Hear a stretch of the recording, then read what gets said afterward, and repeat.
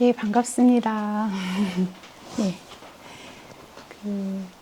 저는 법문이라고 이제 하셨는데, 사실은 법문이라기보다는 좀 스님의 법문 전에 저하고는 좀 편안하게, 뭐가 편안하냐 하면, 제 얘기를 좀 오늘 들려드릴까 합니다. 그래서 그냥 편안한 마음으로 좀 들어주시면 될 것 같아요.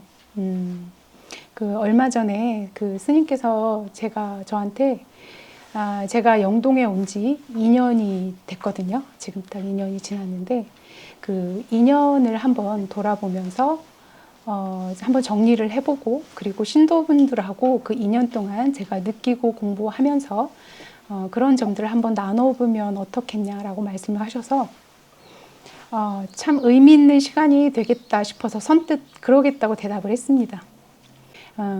물론 극히 개인적인 경험이기는 한데 또 어떤 분에게는 도움이 될 수도 있겠다 싶어서 대답은 했는데, 제 이렇게 초파일에 이렇게 클 줄은 정말 몰랐습니다. 저는 사실 그런 생각 없이 그냥 대답을 한 거였고, 그런데 막상 이제 닥치니까 많은 분들이 오실 텐데 그것보다도 이게 법문도 법문이지만 제 얘기를 하는 거지 않습니까? 그래서 많이 부끄러울 것 같다, 이제 그런 생각이 들면서 아차 싶긴 했지만, 그래도 이것이 또 저를 돌아보면서 다시 정리를 하게 해주면서 다시 공부가 되었고요. 역시 스님께서는 틈을 놓치지 않고 공부를 시키시는구나, 다시 한번 확인을 했던 시간이었습니다. 편안하게 좀 들어주셨으면 좋겠어요. 지금 너무들 표정들이 진짜 아주 근엄하셔서 제가 더 떨려요. 좀 이렇게 편안하게 들어주시면 제가 편안해지려고 계속 그렇게 말씀을 드리고 있습니다. 사실은 여러분 아시겠지만 절대 노트북을 보거나 이렇게 보고 법문을 하면 안 됩니다. 아시죠? 저는 정말 법문이라는 생각을 안 했기 때문에 오늘은 편안하게 했거든요. 그래갖고 그냥 대충 쓰고 이렇게 하면 되겠지라고 했는데 또 한 번 맞았죠. 스님한테. 원칙을 어긴다. 제가 지금 보고 하면 안 되거든요. 근데 저는 왜 보고 이렇게 어디로 튈지 모르겠더라고요, 스스로를. 그래서 오늘은 좀 그래도 약간 보고 해야 되겠다 했는데, 역시 지금 나오기 전에 스님께 또 한 소리를 들었습니다. 그래서 지금 안 보고 해야 되나 이제 이러고 있는데, 제가 되도록 어쨌든 한번 어떻게 가든 가보겠습니다. 그래서 이제 제가 스님께 먼저 여쭸어요. 저가 와서 2년 동안 지내면서 가장 가까이에서 저를 지켜보신 분이 스님이시지 않습니까? 그렇다면 스님께서 보시기에는 제가 어떻게 변했습니까? 라고 여쭈었어요. 그랬더니 경전에 코끼리 길들이기 아십니까? 야생 코끼리 길들이기 아시죠? 그 말씀을 해주셨습니다. 간단하게 말씀을 좀 드려보면, 야생 코끼리, 숲속에 사는 그 야생 코끼리를 길들이기 위해서 먼저 왕의 코끼리 코에 야생 코끼리의 목을 겁니다. 줄을, 그죠? 그렇게 해서 야생 코끼리가 살던 그 숲속에서 노지로 끌고 나옵니다. 그죠? 끌고 나와서 이제 야생 코끼리에게 맛있는 음식도 주고, 또 아주 귀에 달콤한 말, 부드러운 말, 속삭이는 말을 해주죠. 그러면서 이 야생 코끼리가 스스로 이제 거기에서 적응이 되게끔 하는 그런 기간이 있습니다. 그리고 이제 적응이 좀 되면서 이 야생 코끼리가 이제는 처음에는 야생으로 돌아가려고 아주 몸부림을 치지만, 그래도 먹을 것도 아주 잘 주고 또 계속 듣기 좋은 말도 들려주고 하니까 거기에 적응을 합니다. 그래서 이제 그 조련사가 주는 음식을 먹기 시작합니다. 그러면 조련사는 이제 이 야생 코끼리가 길들여질 수 있겠구나 라고 생각을 합니다. 음식을 먹기 시작했을 때. 그렇게 해서 야생 코끼리에게 음식을 주고, 그러면서 이제 훈련을 시작을 하죠. 그래서 여러 가지 앉아 일어서 앞으로 가 뒤로 가 이런 훈련부터 시작을 해서, 결국 이 야생 코끼리는 모든 활과 창을 맞더라도 부동의 자세를 취하게 됩니다. 그렇게 움직이지 않으면서 왕의 코끼리로 거듭나게 되죠. 자, 이런 내용인데, 그러면 제가 어느 단계냐? 스님께서 거기에서 그 말씀을 하시면서, 지금은 제가 그 야생성이 좀 가라앉아서 이제 저를 길들여 주십시오 라고 하는 그런 단계로 보여진다고 말씀을 하셨습니다. 그러니 여러분, 그게 얼마나 제가 그동안 야생성이 많았겠습니까? 그런데 다행인 것은 제가 그래도 이제는 길들여 주십시오라고 하는 단계가 되었다고 스님께서 인정을 해주시니까 저는 아주 만족을 하고 있습니다. 이제는 제가 앞으로 나아가고 훈련을 받을 일밖에 없죠. 자, 그래서 이제 그 2년 동안 영동에 와서 스님 곁에서 공부를 하고 배우면서 여러 가지 느낀 점들을 이제 한번 말씀을 드려보고자 합니다. 먼저 와서 3개월은 정말 천국이었습니다. 어떤 면에서 스님께서 그야말로 자상하게 보살펴 주셨습니다. 제가 잘 적응할 수 있게끔 야생성을 길들이는 단계였다고 생각을 합니다. 지금 보니까. 그래서 저는 법밀 스님께서 세상에서 가장 자상하신 분인 줄 착각했습니다. 그렇게 아주 철부지 아이처럼 스님이 보살펴 주시는 대로, 그리고 또 왜 이렇게 음식이 맛있어요, 공양이. 보살님들이 정성껏 보내주시는 그 공양들이 너무나 맛있었어요. 그래서 그런 맛있는 공양도 먹고, 그리고 또 계속 규칙적으로 스님께서는 계속 운동을 하라고 하셨기 때문에 포행도 하고, 그러면서 정말 마냥 행복했습니다. 왜냐하면 출가해서 그런 시간을 가져본 적이 없거든요. 다들 아시겠지만 대승에서 그 행자 생활부터 해서 너무나 빡빡한 그런 훈련 속에 지냈기 때문에 새벽 예불을 안 나가도 되고, 일단 그래서 이런 그런 패턴이 저에게는 내 이렇게 지내도 되나 싶을 정도로 아주 행복하고, 그렇게 아주 헐렁하고 느긋하게 그런 시간을 보냈던 것 같습니다. 그렇게 이제 3개월이 지나죠. 그리고 사실 그렇다고 불편함이 없었던 건 아니죠. 왜냐하면 마을 가운데서 제가자와 함께 지내야 하는 것이, 저는 계속 어쨌든 절에서 지내거나 스님들과 지냈었기 때문에 그 부분이 소소한 불편함으로 다가오긴 했습니다. 그렇지만 저에게는 그거보다는 훨씬 큰 공부를 배울 수 있다는 그 커다란 이익이 있었기 때문에 그러한 소소한 문제들은 별로 문제되지가 않았습니다.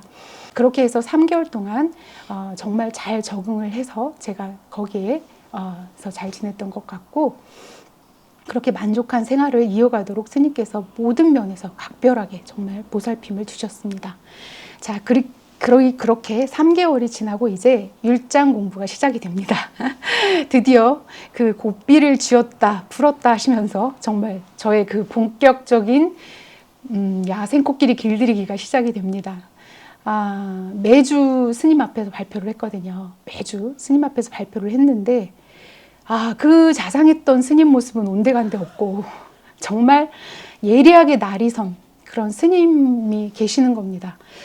너무나 적응이 안 됐고, 그리고 우선은 정말 그 레이저 눈빛만 봐도 그냥 주눅이 들더라고요. 주눅이 들어서 엄청 더듬었습니다. 아무튼 더듬게 되고, 그리고 또 제가 이전에 해왔던 그런 공부 방식이 전혀 아니었습니다.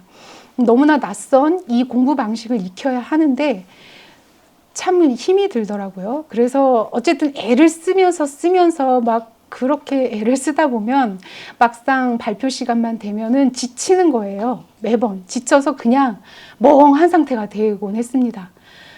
그렇게, 그러니까 지금 생각하면 무명이 너무 두터우니까 그 해태와 혼침이 저를 딱 가리고 있었던 것 같아요. 그렇게 그런 시간을 보내면서 간신히 이렇게 발표를 하죠. 그러면 어김없이 아주 따끔하게 그 회초리만큼이나 정신이 번쩍 나는 그런 말씀을 해주시는데, 지금이야 제가 스님께서 정말 야생 코끼리를 길들이시느라고 얼마나 애쓰셨을까, 지금은 이해가 돼요, 스님이. 그런데 그때 그 스님의 칼바람은 정말 지금 생각해도 아찔아찔하죠. 예, 그렇지만 그래도 제가 견딜 수 있었던 건 오로지 그 공부에 이렇게 몰입해 가시는 그 스님의 방식, 그것이 저를 딴 생각을 부릴 틈이 없게 하셨어요.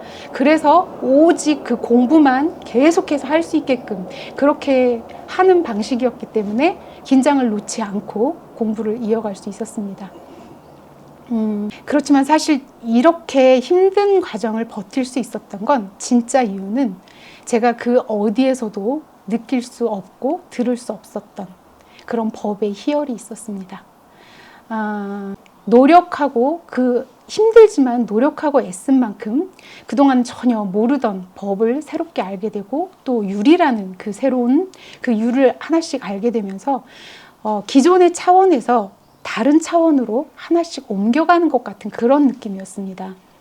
그리고 그 스님만의 고유한 그 예리함이 있습니다. 그 예리함이 있고요. 또 아주 그 직관적으로 꿰뚫어 보시는 그런 송곳 같은 말씀을 제가 매주 들을 수 있었습니다.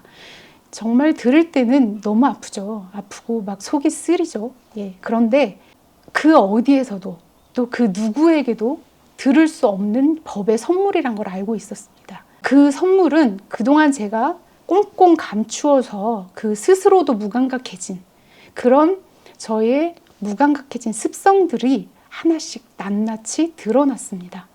그런 말씀 자체로 제가 그 제 습성들을 볼 수밖에 없었고 그러면서 저는 그것을 반조하게 되었습니다. 그래서 이런 제가 법의 선물을 받았기 때문에 그 배우면서도 참 지나면 지날수록 내가 어디서 이런 말씀을 듣겠나. 그리고 그것은 아마 그 선물을 받아보지 않으면 그 맛을 모를 것 같습니다. 어쨌든 그래서 제가 그 너무나 감사했고 또 그런 시간들을 버틸 수 있었던 것 같습니다.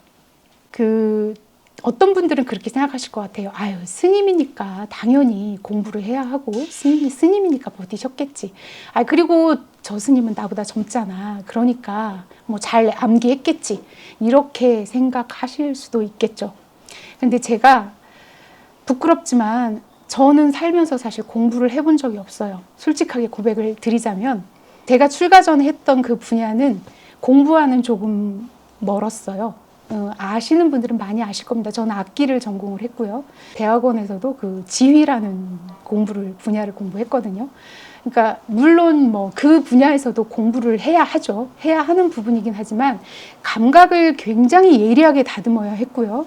계속해서 그 소리들을 뽑아내야 하는 이런 그 분야였기 때문에 저의 모든 에너지는 사실 밖으로 향해 있었습니다. 그래서 하나라도 더 예민하게 들어야 했고 그러다 보니 그 분야가 굉장히 발달이 돼 있어서 감각을 개발하는 쪽이었지 오히려 그 반대로 내면으로 들어가서 깊은 사유를 해야 하는 이 공부와는 정말 정반대의 그런 삶을 살았다고 말씀을 드리겠습니다. 그렇기 때문에 너무 힘들더라고요. 책상에 앉아있는 자체가. 그리고 책을 보더라도 계속 머리에서 음악이 흐르는 거예요. 계속해서 음악이 흐르고 그러니 어느 순간은 정말 절망스러워서 내가 음악을 공부 안 했다면 이 공부하기가 너무 좋았을 텐데. 그리고 공부를 하신 분들은 얼마나 좋을까 막 이런 그 넋두리를 스스로 하게 될 만큼 그렇게 힘들었습니다. 그런데 어쨌든 그때 제가 스님께 그런 말씀을 드렸을 때 스님께서 그런 말씀을 해주시죠. 레슬링 국가대표 선수를 그 수영 국가대표 선수로 바꾸는 과정이라고 생각을 해라. 여러분 무슨 말씀인지 아시죠? 레슬링이나 유도는 근육 자체가 다르지 않습니까? 쓰는 근육 자체가 다른데 수영 선수는 어떻습니까? 그 근육이 있으면 수영을 못 하잖아요. 그런데 그렇게 수영 국가 선수로 바꾸는 과정이다라는 말씀을 하셨는데 그러니까 기존에 썼던 모든 근육들을 다 빼야 되지 않습니까? 다 빼고 여기에서 써야 하는 새로운 근육을 만들어야 하는 거죠. 그 과정을 제가 지금 하고 있다. 그러니 그렇게 한번 노력을 해봐라라고 말씀을 해주셔서 이렇게 이제 하고는 있었지만 어쨌든 힘들었다는 말씀을 여러분께 이제 드리는 겁니다. 그래서 제가 했기 때문에 여러분들 누구나 하실 수 있다는 그런 말씀을 좀 드리고 있는 거고요. 어쨌든 그래도 제가 감사했던 건 다행히 저는 그 숲속에서 노지로 벗어났다는 거. 아마도 그 제가에서 출가로 벗어났기 때문에 그 길을 걸어갈 수 있지 않았나. 그러한 어려움에도 불구하고 그런 생각이 들긴 합니다. 그래서 이 스님께 부처님의 그 법과 율을 배움에 있어서 이 공부하는 과정에서 또 한 가지는 어떤 한치의 어긋남도 허용해서는 안 된다는 걸 배웠습니다. 법에 있어서 율에 있어서 어떤 것도 허용할 수 없는 그런 발표였습니다. 그래서 매주 그런 시간을 통해서 참 여러 가지로 유익한 그런 공부를 배웠던 것 같습니다. 자, 그러면서 이제 작년 1월부터 제가 매달 법문을 시작을 합니다. 그 한 달 법문을 위해서는 제가 그 두세 달 전부터 준비를 합니다. 그리고는 이제 한 달은 꼬박 그 법문을 위해서 씁니다. 그럼에도 여기에 오면 항상 부족한 겁니다. 법문을 하려고 하면 너무나 부족하고, 그리고 여러분 앞에 서는 게 너무나 두렵고 떨렸습니다. 사실 저는 남들 앞에 서는 걸 두려워하는 유형은 아닙니다. 아시겠지만 어려서부터 무대에 많이 서왔고요. 그리고 몇천 명이 있는 무대에서도 연주를 했었기 때문에 사실 남들 앞에 서는 걸 두려워하지는 않았습니다. 그런데 법문은 전혀 다른 과목이었습니다. 아마 매일 도서관에 오셔서 매달 오셔서 저를 보신 분들은 아실 겁니다. 제가 법문 시간 전까지도 막 입이 마르고 콩닥콩닥 가슴이 뛰었거든요. 그 정도로 매달 굉장히 두렵고 떨렸는데, 그만큼 이 법문은 이전에 제가 알던 것과 너무나 다른 과목이었는데 왜 그렇게 떨렸을까요? 보니까 법과 율에는 제가 설 자리가 조금도 없었습니다. 오직 법과 율만 드러내야 되는데 거기에 설령 조금이라도 나를 드러낸다면 그 법은 바로 삼류극으로 떨어지더라고요. 그래서 그거를 너무나 알았기 때문에 스님께서도 항상 그 점을 저에게 주의를 시키셨고, 그리고 그렇게 말씀을 하시죠. 깊은 사유 상태에서 법문을 해야 한다. 이렇게 말씀을 항상 하십니다. 강조를 하시는데, 아무튼 제가 그 상태가 못 되다 보니 매번 이 자리에 서는 게 여전히 지금도 두렵고 떨립니다. 그리고 또 하나의 두려움이 있었는데 대상에 대한 두려움이었습니다. 사실 니카의 아카데미에서 공부하신 분들이 저보다 훨씬 먼저 공부를 하셨고 또 많이 사유를 하시고 깊이 공부를 하셨기 때문에 제가 그 점에 너무 기가 죽었습니다. 처음에 너무 기가 죽었고 그분들 앞에서 내가 무슨 얘기를 할 수 있겠나 싶어서 주눅이 들었습니다. 그때 이제 스님께서 냉철하게 판단할 수 있게 말씀을 하시죠. 법문은 나를 드러내거나 대상을 위해서 하는 게 아니다. 이 법문은 본인 스스로가 가장 많이 배우고 급성장할 수 있는 게 바로 법문이다. 이 말씀을 하십니다. 아마 이 발표나 주제 발표나 법문을 해보신 분들은 이 말이 무슨 말씀인지 아실 겁니다. 이 법문을 하기 위해서 공부해야 하는 과정, 그리고 거기에서 정리가 되는 과정, 이 부분들은 정말 그 어떤 오랜 시간 공부를 했던 과정보다도 훨씬 빠르게 본인을 성장시킨다는 걸 압니다. 그래서 당사자인 제가 그것을 가장 잘 알았기 때문에 매번 힘겹지만 매달 법문을 준비할 수 있었고 그렇게 저를 성장시키는 그런 계기로 제가 받아들일 수 있게 되었습니다.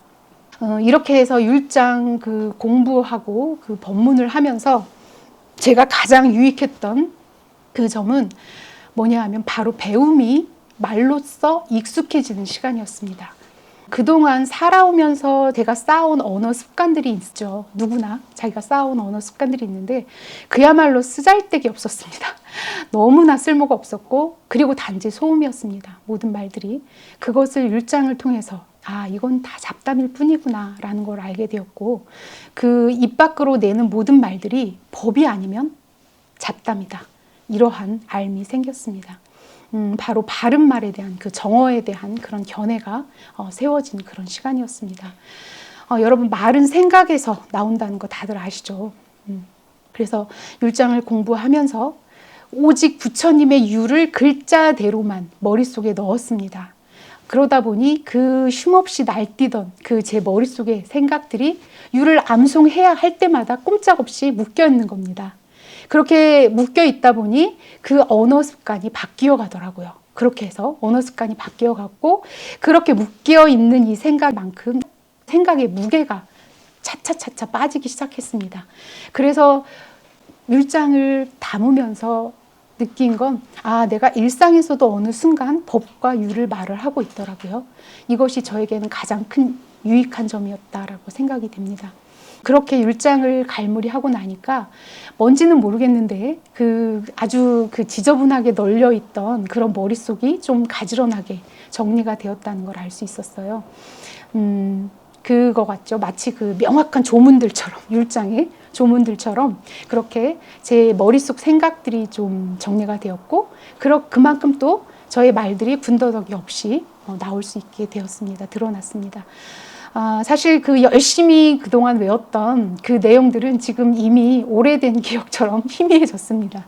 희미해졌는데 그 흔적들은 아직도 일상 곳곳에서 드러나고 있습니다. 그리고 뭔지 모르지만 단단해지고 여물어져 있는 그런 그 믿음의 힘이 자랐다는 걸 제가 스스로 알 수 있습니다. 이렇게 해서 율장은 저에게 무엇보다도 그 말로써 배움이, 부처님의 가르침이 말로써 익숙해지는 그런 계단을 만들어줬다. 이것에 제가 굉장히 감사하고 있습니다. 그리고 이제 그 다음에 율장을 마치면서 경장으로 이제 들어가게 되는데요. 이 시기에는 스님께서 살짝 다리를 놓아주셨습니다. 그래서 그냥 가다 보니 어느새 경장으로 넘어와 있었습니다. 참 오묘한 게 뭐냐면 매달 그 발표를 준비를 하면서 그 주제에 따른 경험을 제가 매달 하게 됩니다. 참 오묘했어요. 신기하고. 한 가지 예를 들면 제가 비구니 승가의 형성 그 부분을 준비를 할 때 그 여성 출가자들의 고통, 아주 치열한 삶의 그 상처 이런 부분들을 공부하면서 그 여성 출가자들이 그것들을 스스로 다 그 삶의 족쇄를 벗겨내잖아요. 벗겨내고 승가의 일원이 돼서 그 과일을 성취하기까지 나아가는 그 과정을 보면서 그 빛나는 승가의 일원이 되었을 때 그 이전에 너무나 고통스럽고 힘들고 뭐 너무나 기가 막힌 일들이 많이 있지 않습니까? 그런데 그런 일들은 그저 지나간 과거에 지나지 않는구나. 그야말로 한낱 스토리에 지나지 않는구나. 이런 것이 굉장히 저의 또 지난 날들에 있어서 항상 뭔가 무거움이 있었는데 그 무거움들을 다 내려놓을 수 있는 그런 시간이 되었고요. 그리고 더 저에게 큰 공부가 되었던 건 사실 마하빠자빠띠 스님, 비구니 스님, 그 스님의 과정, 그 과정을 따라가면서 공부하면서 부처님께서 그렇게 말씀하시지 않습니까? 그 부처님 법과 율이 아닌 그 여성의 그 습성 있죠? 여성의 습성. 누군가의 의지처로 삼고자 하는 이 습성이 있다면 절대 출가할 수 없다고 허락을 하지 않죠. 그런데 그게 꼭 저에게 하시는 말씀처럼 들렸습니다. 그래서 법과 율이 아닌 또 다른 의지처를 이렇게 조금이라도 붙잡고 있다면 너는 내 법과 율 안으로 들어올 수 없다라고 말씀하시는 것 같았어요. 왜냐하면 제가 붙잡고 있는 걸 직면해야 했습니다.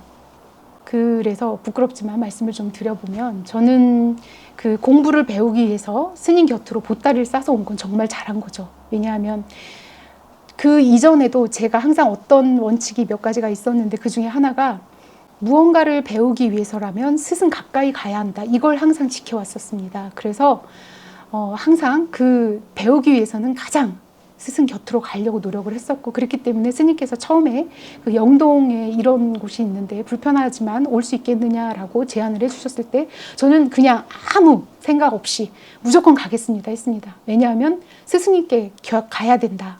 배우려면 가야 된다. 이것이 저에게 가장 큰 원칙이었기 때문에 바로 그 선택을 하는 데는 어려움이 전혀 없었습니다. 그래서 오기는 했는데 와서 스님 곁에 있으면서 공부를 배우면서 제 어려서부터의 습성이 고스란히 드러나기 시작하는 겁니다.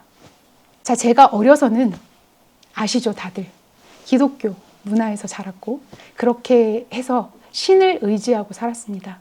저에게 정말 예수님은 친구였어요. 저의 매일 밤 예수님과 손을 잡고 기도를 하고 이런 삶을 살았던 그런 경우였기 때문에 저에게 있어서 신은 절대적이었습니다. 그래서 그 신을 의지하고 그런 돈독한 신앙심으로 저를 버텨오면서 살아왔고 그리고 이제 자라면서는 좀 더 현실감 있게 이제 스승을 찾아다녔습니다. 그래서 여러 스승님들을 만나서 그 스승님들의 가르침을 열심히 배웠습니다. 그러한 열정들이 있어서 항상 가는 곳마다 스승님들에게 좀 인정을 받았었고요. 그렇게 인정을 받게 되면 난 정말 잘 살고 있구나. 이렇게 또 제 자아를 더 강화하고 그렇게 살아왔죠. 그런데 보니까 그 신을 떠났다고는 하는데 그 의지처의 대상이 신에서 신뢰하는 스승으로 바뀌었을 뿐이더라고요. 예, 그렇게 스승을 의지하고 그 스승은 다시 지금의 현재의 스승인 범일 스님으로 바뀐 겁니다. 그래서 제가 범일 스님을 의지처로 삼고 있다는 걸 거기서 알게 됐습니다. 여러분, 이게 지금 제가 말씀을 그냥 드려서 그렇구나 하시죠. 저는 정말 무서웠습니다. 그거를 보는 순간 그런데 부처님께서 저한테 이걸 놓으라고 하시는 거예요. 놔야만 내 법과 율 안으로 들어올 수 있다라고 하시는데 정말 무섭고 두려웠습니다. 그 순간. 그래서 이거를 어떻게 하지?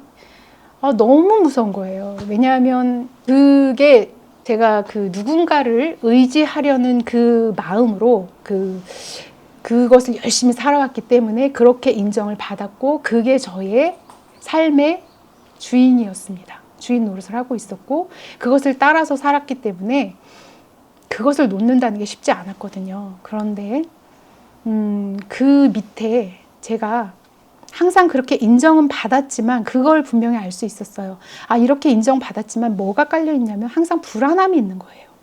불안함이 있고 왠지 모르는 두려움도 계속 배경처럼 깔려 있었거든요. 그걸 제가 알고 있었어요, 사실은.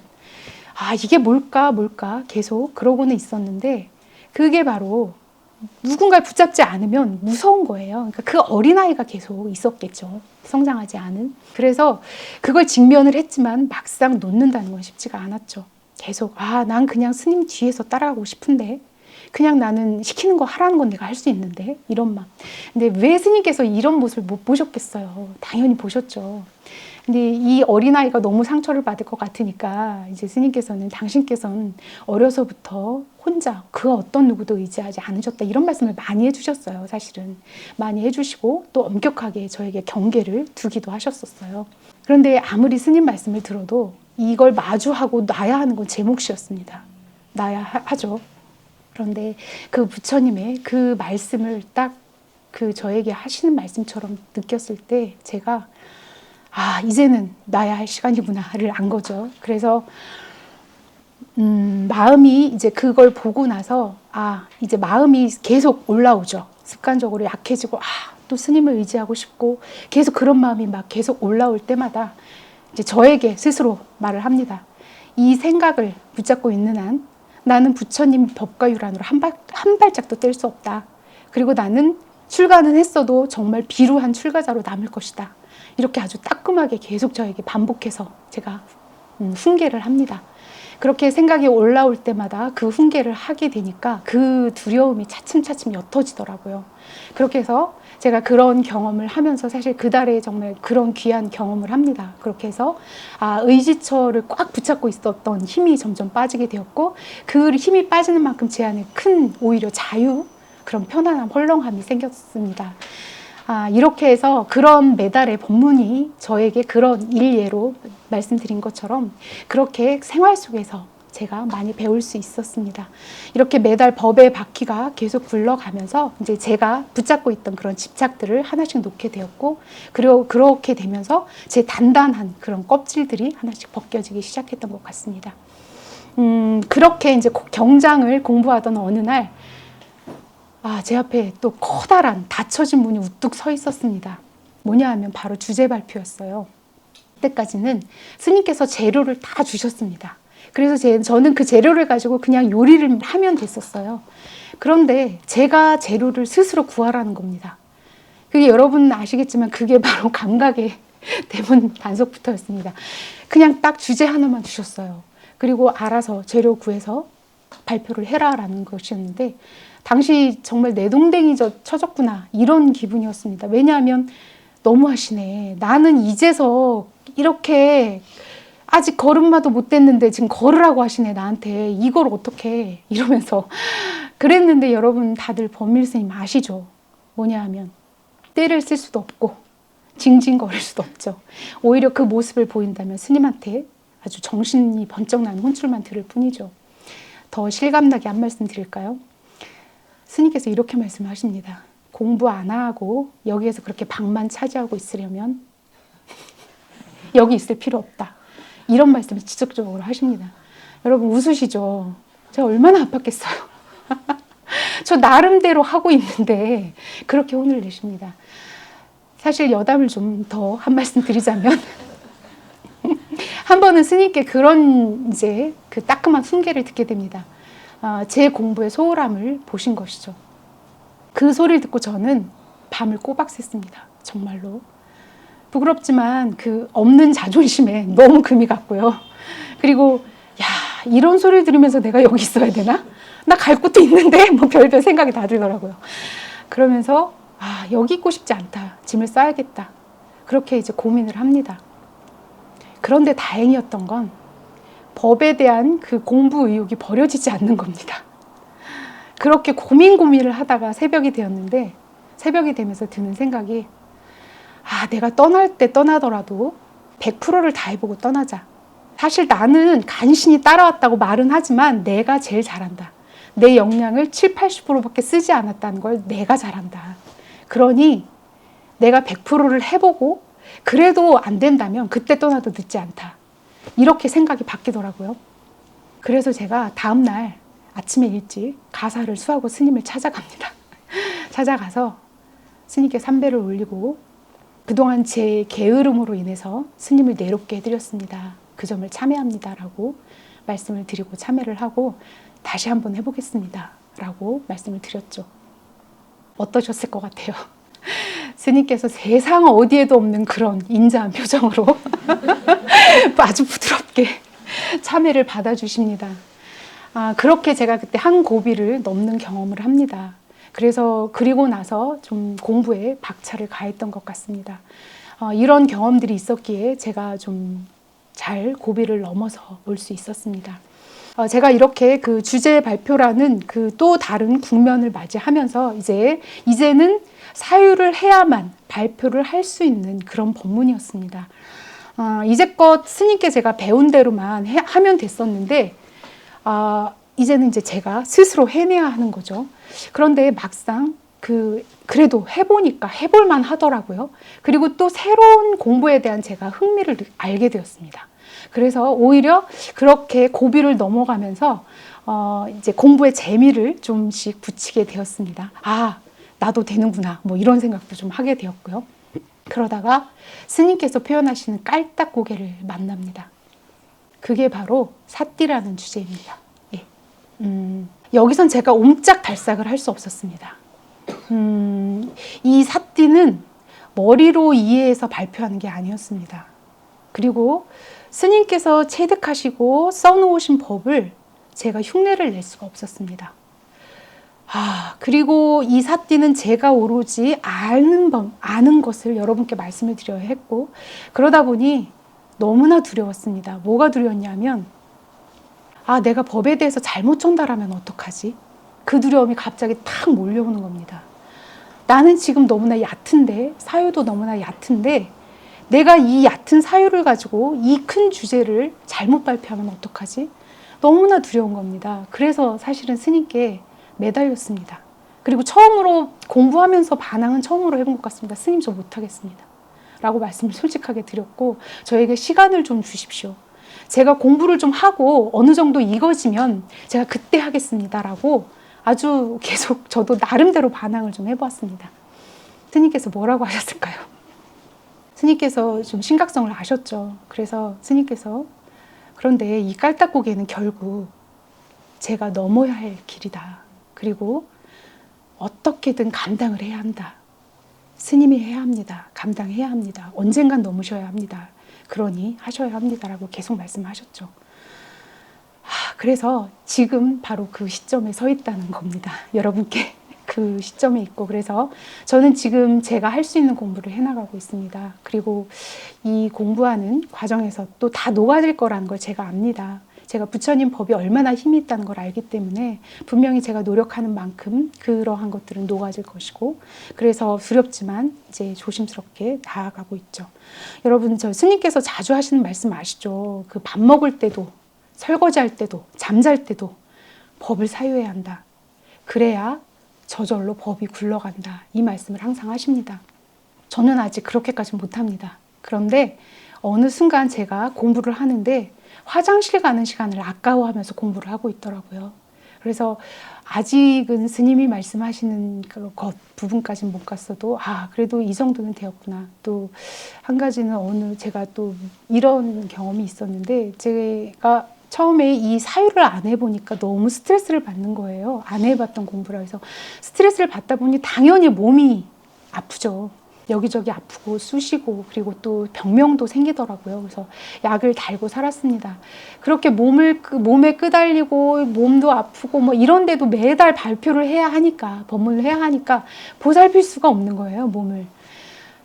그러니 너무 힘들더라고요. 그런데 그렇게 하다가 뭐 그렇다고 몸을 보살필 수도 없고, 그래서 한순간 그런데 그때 드는 생각이 그냥 내버려 두자. 몸에 대해서. 얘 그냥 아프면 아픈 대로 두자. 그러면서 차라리 공부하다 죽으면 되지. 뭘 그렇게 겁내냐. 너 이렇게 법을 모르는 것보단 그래도 공부하다가 법 요만큼이라도 알면서 죽는 게 차라리 낫잖아. 이 생각이 드니까 좀 몸을 확 놓게 되더라고요. 몸이 어떻게 되든 그때부터 신경을 안 썼어요. 아프면 아픈 대로 저는 해야 하니까. 뭐 어떨 땐 밤을 새기도 해야 하고. 그러니까 그냥 걔는 걔대로 두고 공부를 했습니다. 그렇게 몸을 개의치 않고 공부를 하면서 제가 그때 정말 죽을 각오로 공부를 했던 것 같아요. 그렇게 하니까 이런 과정들을 지나면서 제가 공부에 흥미를 느끼기 시작했던 그 시점이 있습니다. 그렇게 공부의 맛을 알게 된 거죠. 그렇게 공부의 맛을 아니까 재미가 있잖아요. 그리고 그러다 보니까 몸이 가벼워지는 건 당연하겠죠. 그래서 감사하게도 지금은 먹던 약도 다 끊었고 영양제 전혀 안 먹습니다. 그리고 검사를 해봤더니 제가 있던 병명도 사라졌고 그래서 아주 건강해졌습니다. 그 어떤 부분에서는 아주 규칙적으로 지금 생활하고 있기 때문에 훨씬 더 좋은 상태였던 것 같습니다. 스님께 그 공부를 배우면서 지켜야 하는 몇 가지 원칙들이 있습니다. 그 원칙들을 지키다 보면 주변에서 정말 어떤 일이 일어나도 누가 가던 누가 오던 이런 걸 신경 쓸 수가 없어요. 신경 쓸 수가 없고 그저 억지로라도 어떤 일이 지금 옆에서 일어나도 억지로라도 제 마음의 고삐를 잡아야 합니다. 그래야만 이 공부를 해낼 수 있는 그런 원칙들입니다. 그런 원칙들이 있어서 공부를 하면서 그런 원칙들이 있었기에 지금 생각하니 그런 원칙들이 나를 법 가운데서 보호해줬구나. 그리고 그렇게 해서 내가 성장을 할 수 있었구나. 이런 생각이 듭니다. 그리고 또 그 원칙들은 어떤 유익한 점이 있느냐 하면 어떤 일에도 마음이 평온을 유지할 수 있는 그런 기초를 다지게 해주었더라고요. 예전에 대전법회에서 스님 법문이 제가 한 가지가 기억이 나는데 그렇게 게으른 자와 부지런한 자에 대해서 법문을 하신 적이 있죠.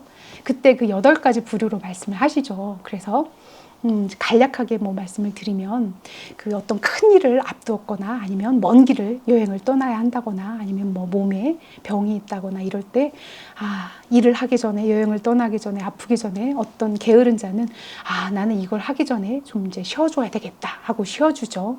또 몸이 피곤하니까 좀 쉬어주자, 미리 좀 쉬어주자. 그리고 나서 일을 합니다. 먼 길을 여행을 떠나기도 하고요. 그리고 나서 또 이제 다 하고 나면 힘들지 않습니까? 너무 힘드니까 몸을 좀 쉬어주자. 이러면서 또 몸을 쉬어주죠. 자, 이렇게 하는 그 게으른 자들의 유형이 있습니다. 그런 부류가 있었고요.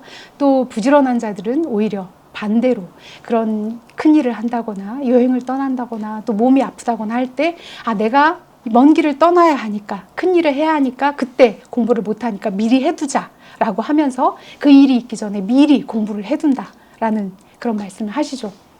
그리고 다녀와서 또 공부를 하고 그때 제가 스님을 뵌 지가 얼마 안 될 때였을 거예요. 영동에 왔을 때였던 것 같아요. 바로. 그리고 저에게 딱 그러면 출가자는 어떻게 해야 하는지 아십니까? 라고 저에게 말씀을 하셨죠. 모릅니다.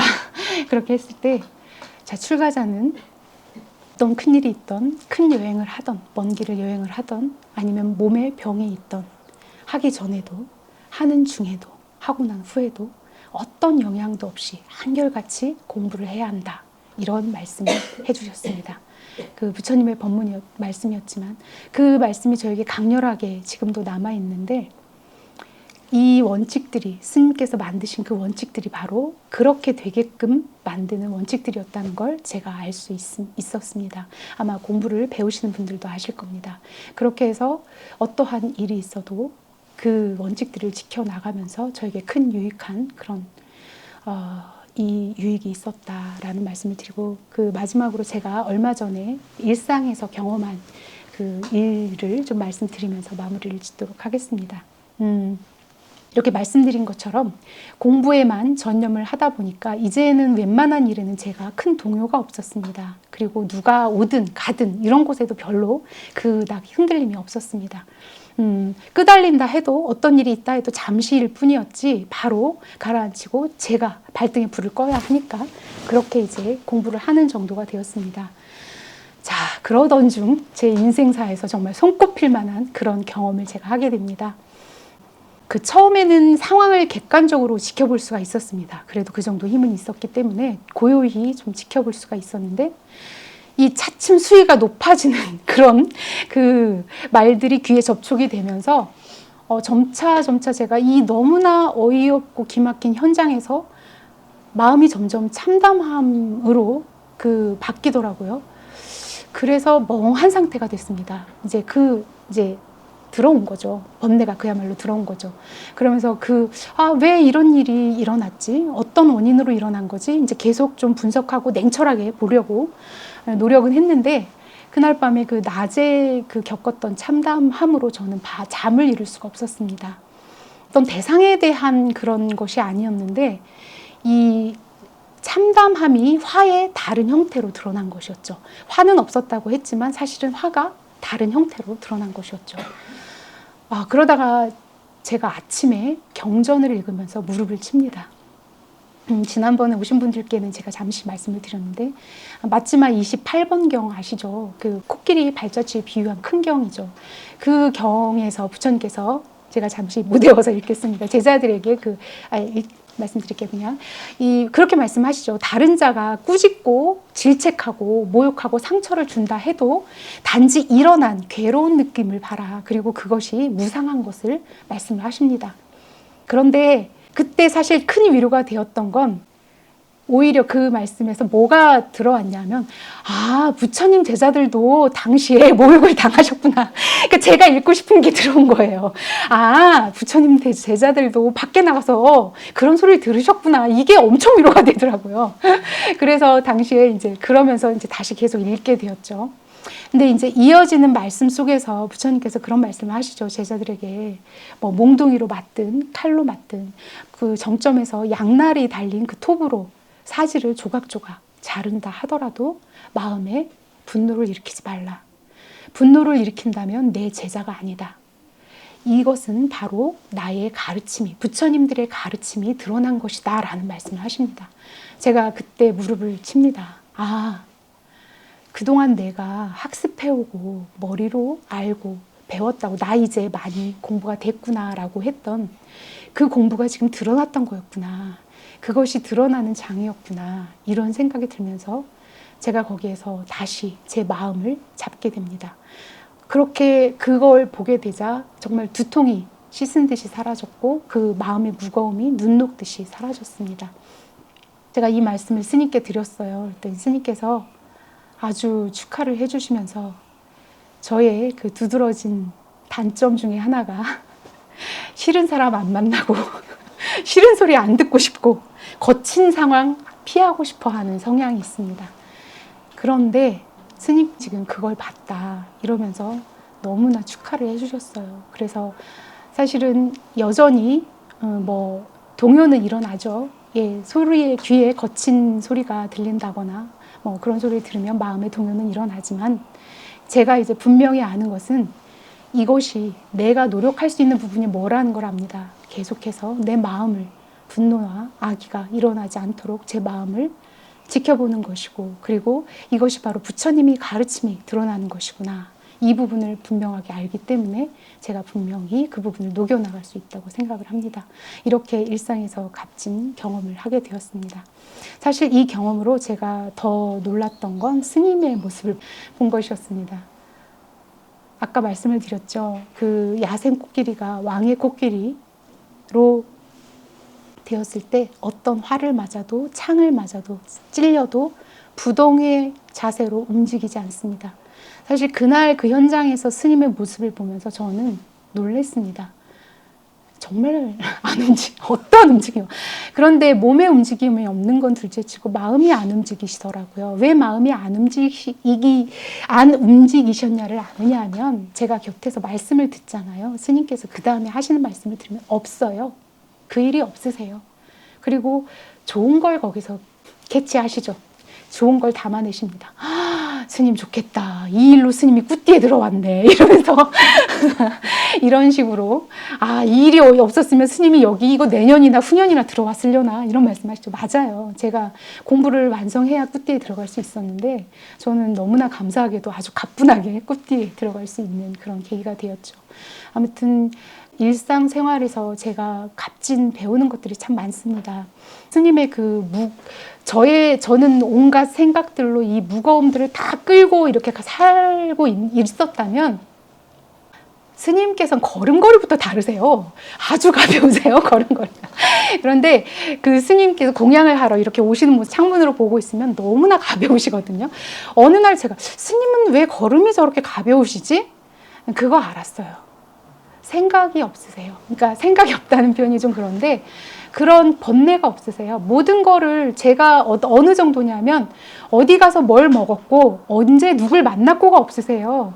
그래서 사실은 좀 옆에서는 스님 그때 그거 드셨잖아요 라고 매번 설명을 드려야 하는 번거로움은 좀 있는데 누군가 공양을 받으셔도 그때 감사한 마음뿐이시지 그것이 머리에 남아있질 않으세요.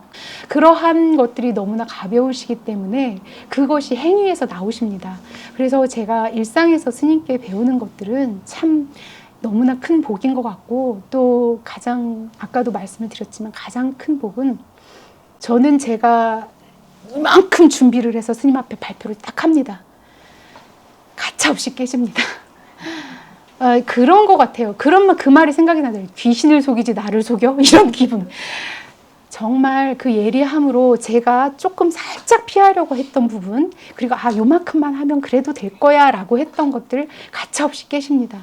그리고 모든 것을 다 드러내서 낱낱이 뭘 보게 하시는데 그때마다 저는 다시 한번 놀랍니다.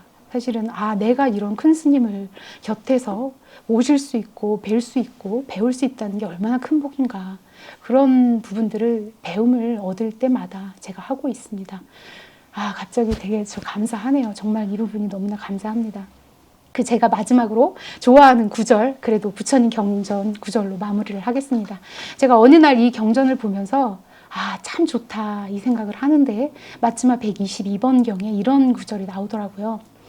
나는 도기공이 완전히 굽지 않은 도기를 다루는 방식으로 그대들을 다루지 않을 것이다. 나는 거듭해서 그대들을 제어하고 그대들에게 말할 것이다. 거듭해서 그대들의 결점을 없애도록 할 것이니 오직 진리를 구하는 자는 머물러 있을 것이다. 저 이 말씀이 너무 좋았어요. 왜인지 다 아시겠죠? 이렇게 치열합니다. 영동생활이. 그런데 스님이 이렇게 도기를 다루는 방식으로 다루지 않습니다. 제가 아까 말씀드렸죠. 그 착각의 3개월 그 기간 딱 지나고 나서부터 계속해서 결점 드러나도록 하시고 그렇지만 진리를 구하는 자, 열반을 구하는 자는 그 자리에 남아있는 것을 제가 압니다. 그리고 저도 그 자리에 남아있을 것이고요. 그렇게 앞으로 갈 것입니다. 제가 이번에 2년간의 그 소회를 이렇게 정리하면서 나는 몰랐지만 그동안 내가 참 근육이 생겼구나. 그 근육이 다른 근육이 아니라 이제는 뚜벅뚜벅 좀 그 옆도 뒤도 안 돌아보고 걸어갈 수 있는 그런 근육이 좀 생겼구나. 그래서 좀 느리더라도 어쨌든 한 걸음씩 나아갈 수 있겠구나. 이런 생각이 스스로 정리하면서 들었고요. 그리고 어쨌든 이 저의 야생성을 길들이시고 그러느라고 너무나 애쓰셨을 것 같고요. 정말 뿔뚝뿔뚝 그 올라오는 그런 것들을 다 아시면서도 다 지켜봐 주시고 참아 주시고 그러면서 그 때를 기다려 주셨거든요. 제가 그걸 너무나 잘 알아요. 계속 아무 말씀이 없으세요. 그러면서 때를 기다려 주시고 그러면서 저를 이렇게 조금 그냥 이렇게 성장하게끔 저를 지도해 주신 스님께 갑자기 눈물 나네.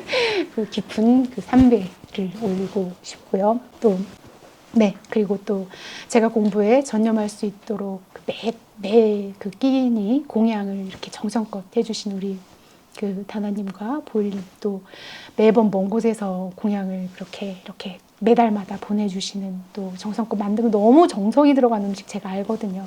그 공양을 제가 먹으면서 또 공부를 할 수 있었고 그렇게 해서 저를 여러 가지로 외호해 주신 그런 도반님들께 깊은 감사를 드리면서 마치도록 하겠습니다. 감사합니다.